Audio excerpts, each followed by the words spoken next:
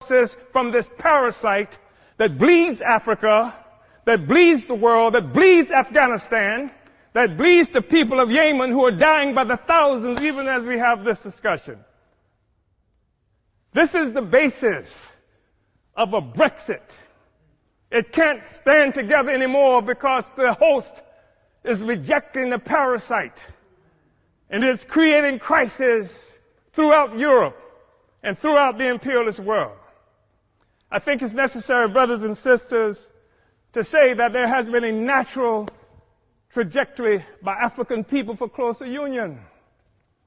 We know that we're talking about having this discussion in part because in 1884-85, Europeans sat at a table in Berlin, Germany, not a single African there, and carved up Africa into the territories that we now sometimes call countries and illogically refer to as nations. Africans didn't do that. It was Europe that did that.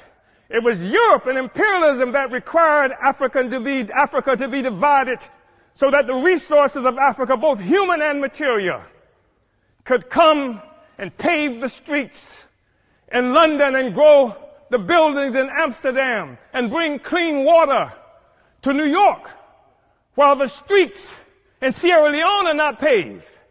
And the people in Sierra Leone do not have clean water. And there's no national electric grid there.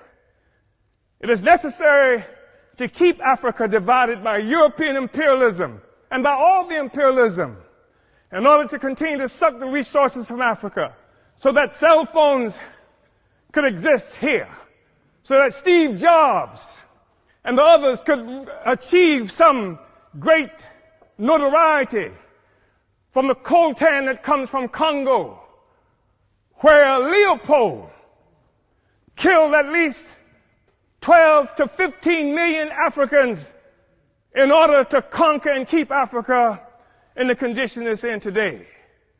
We talk about a united Africa and African Union because of what European imperialism has done to Africa to keep us divided. We know it's true. We saw 100 years or so ago, Marcus Garvey organized the Universal Negro Improvement Association and African Communities Leagues that stretched across the globe. More than 11 million African people everywhere were connected to this. Africa for Africans, at home and abroad. That was the cry.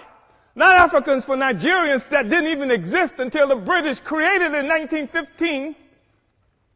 And Flora Shaw, the mistress who would become the wife of Frederick Lugard, came up with the name nigger area. Not this false national consciousness that has been imposed on Africans around the world.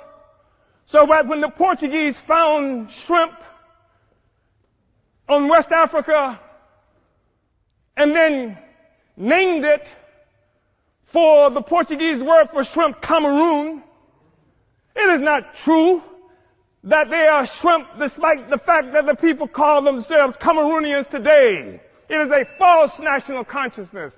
The false national consciousness that created the American Negro, that created the Black Brit, and the Afro-Swede. We are one Africa, one nation, and we must have closer union. But in order for that to happen, it has to be a revolutionary union. The Organization of African Union, created on May 25th, 1963 in Addis Ababa, Ethiopia, was part of an effort to circumvent efforts by Kwame Nkrumah to build a single union of African states. And instead we come up with an Organization of African Union that codified the colonial borders that were created by Europe in 1884 and 85. We have to be able to break out of this, but it's going to take revolution in order to do this. African revolution in order to do this. African revolution that will destroy imperialism and the world economy that's responsible for the growing immiseration of the masses of people around the world. Uhuru.